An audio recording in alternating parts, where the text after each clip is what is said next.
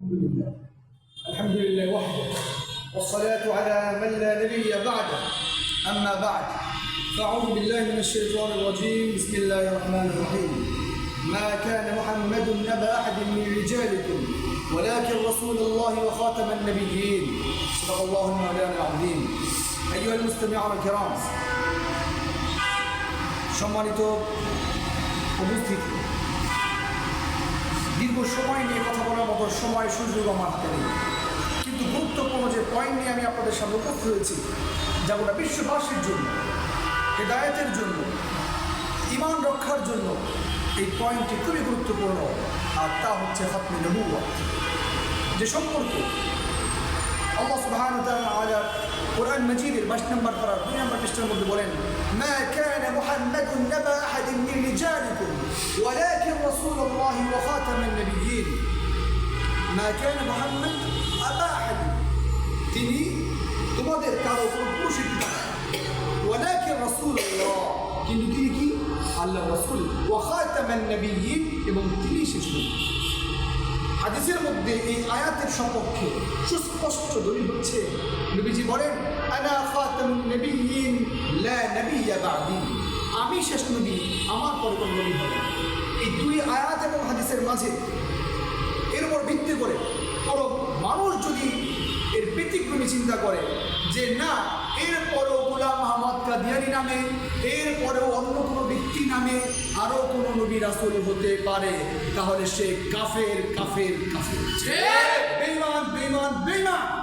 যত সূত্র নিয়ে এসে দেখাতে চায়, যত আহমদের সূত্র নিয়ে দেখাতে চায়, যত দলিল যুক্তি নিয়ে দেখাতে চায়, আমি তার ক্ষেত্রে বলবো শয়তানের যুক্তি কম ছিল না। শয়তান তার যুক্তির কারণে মুক্তি পায় না, ভক্তি উঠে গেছে তার সব কিছুর মধ্য থেকে।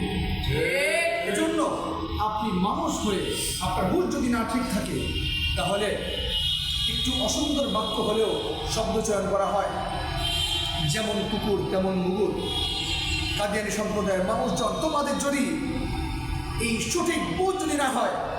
স্পষ্ট ভাষায় যদি তুমি বুঝতে না পারো, তাহলে তোমার জন্য সেই ব্যবস্থা করতে হবে যা তোমাদের পূর্বপুরুষদের মিথ্যা নবুয়ত দাবিদারদের জন্য যা করা হয়েছে। অর্থাৎ তোমাদেরকে, তোমাদের উত্তরসূরিদেরকে বাংলার জমিনে থাকার কোনো সুযোগই বাংলার জমিনে দেওয়া হবে। কারণ তুমি যখনই বলেছো গোলাম আহমদ কাদিয়ানী নবীর পরে নবী আছে, তখনই তুমি সাথে সাথে কোরআনের বিরুদ্ধে আচরণ করলা, হাদিসের বিরুদ্ধে আচরণ করলা, নবীর বিরুদ্ধে আচরণ করলা, পৃথিবীর সমস্ত ওলামায়ে কেরাম সমস্ত নবীদের কথার বিরুদ্ধে আচরণ করেছে। এজন্য আসুন আমরা আমাদের সমাজের মধ্যে আমরা এই কথা কখনো বলি না যে তোমরা আমাদের দেশ থেকে চলে যাও, আমরা এটা বলি যে তুমি তোমার হিন্দুদেরকে আমরা যেভাবে দেশ থেকে তাড়াই না, আমরা খ্রিস্টানদেরকে আমাদের দেশ থেকে তাড়াই না, আমরা বৌদ্ধদেরকে দেশ থেকে তাড়াই না, এই জন্য যে তুমি তোমার ধর্মের উপর রয়েছে, তুমি তোমার ধর্ম পালন করো, আমাদের কোনো সমস্যা নাই, কিন্তু এটা স্পষ্ট করতে হবে, বলতে হবে যে আমরাও ভিন্ন ধর্মের লোক, আমরাও ভিন্ন ধর্মের লোক।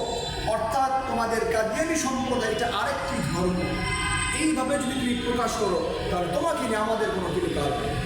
কিন্তু মুসলমান দাবি করার পরে বাংলার জমিনে থেকে সরল মনা মানুষদেরকে তুমি তাদের ঈমান নিয়ে খেয়াল তামাশা করবা, আর আমরা ইসলামী,